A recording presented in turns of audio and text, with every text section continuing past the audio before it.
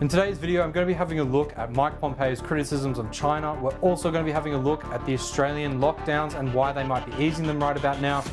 We've also got some expectations on Chinese GDP, some expectations from the BlackRock CEO Larry Fink and what he sees for the US economy moving ahead. We've also got some earnings calls fears going on right now, and we're going to have a look at why they are a little bit different to what happened in 2008. We've got some ADP figures that have occurred overnight, so naturally we'll be having a bit of chat about them before NFP tomorrow. Hello and welcome to another ACY Securities Market Update. My name is Alistair Schultz and I'm going to be a host through today's trading journey. And the first thing I always like to do is give a bit of an update on COVID-19. Currently we have more than 3.7 million cases around the globe. We've seen more than 263,000 deaths so far, and the recovery rate has risen above 1.2 million people. So hopefully we do see these numbers continue to increase on the recovery side of things and a decrease on the cases, but the chances of this are probably going to be unlikely. We've seen some states in the US starting to reopen, Australia and New Zealand starting to reopen, and while their infection rates are lower, the chances of a hotspot occurring are much higher. If we do get a second wave occurring across the state, that is what we're trying to avoid. So now, naturally, across the globe, anywhere that is easing restrictions is doing so on a tentative basis, being able to control that curve or that inflow of new infections.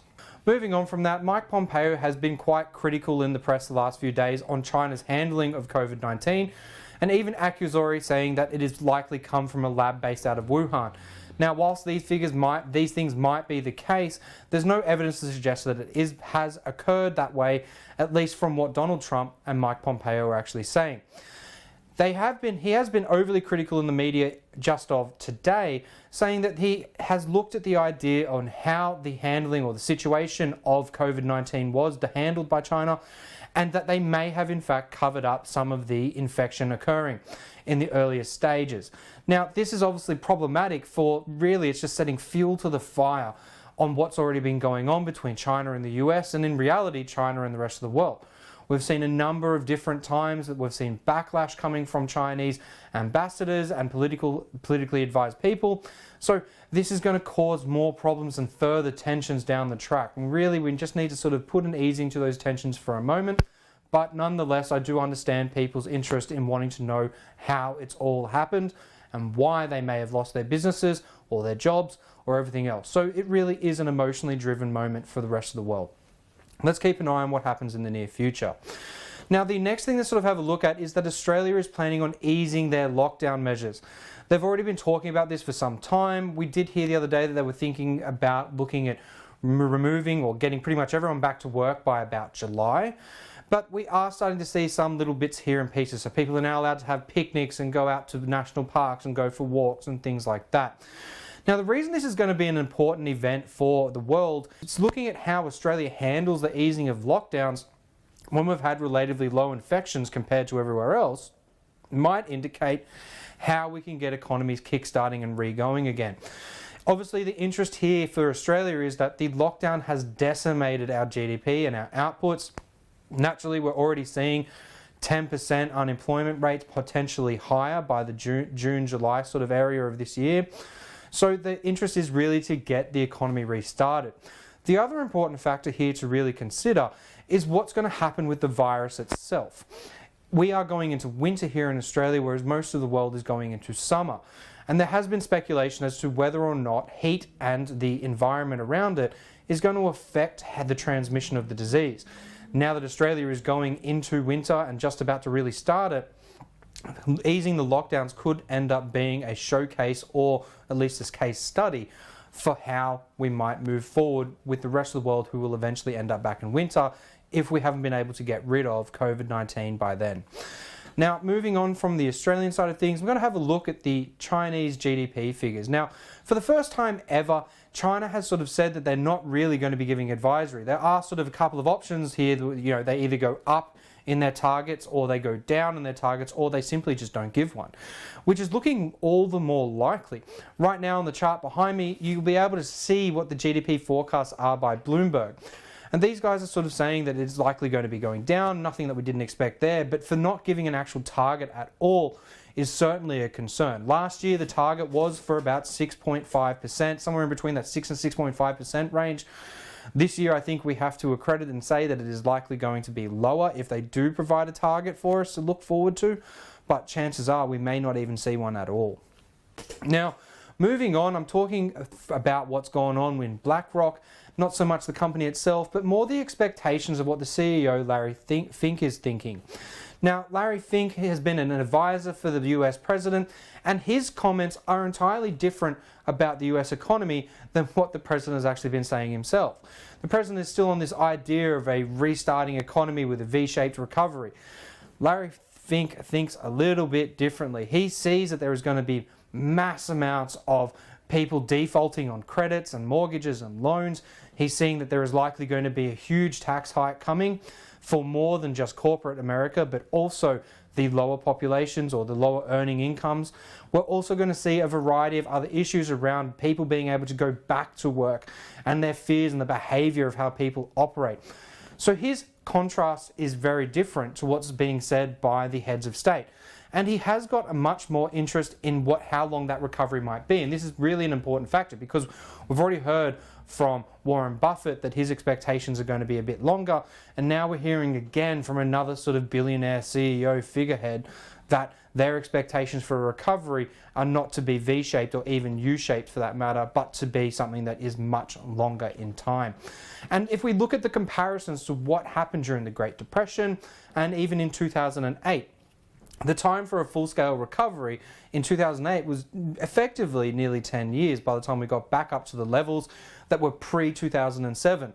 The same thing can be said for during 1929 and the Great Depression and the economic collapse that we had around there.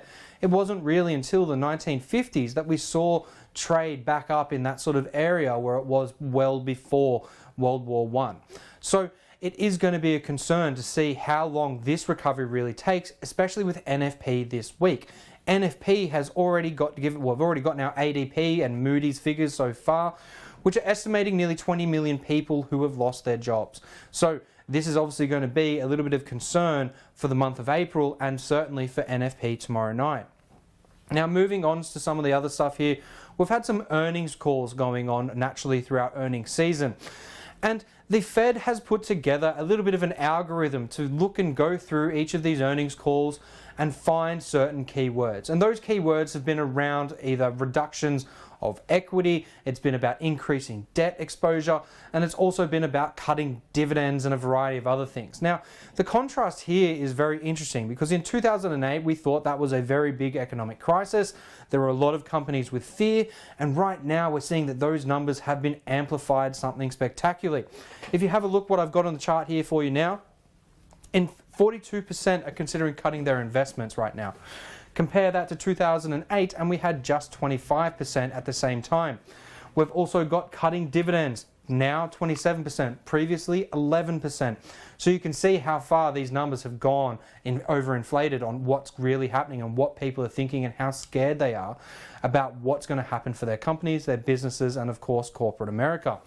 The next step is also on increasing their debt, so taking on more debt for what they currently have to try and survive this storm.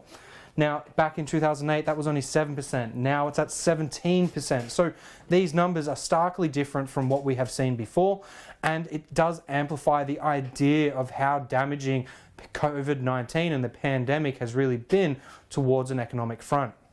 Now, the next thing to sort of consider here is that we did have the ADP figures come out last night, and the expectation was, or the estimates were, that more than 20 million people in the month of April have lost their jobs. Now that's very big numbers yet again.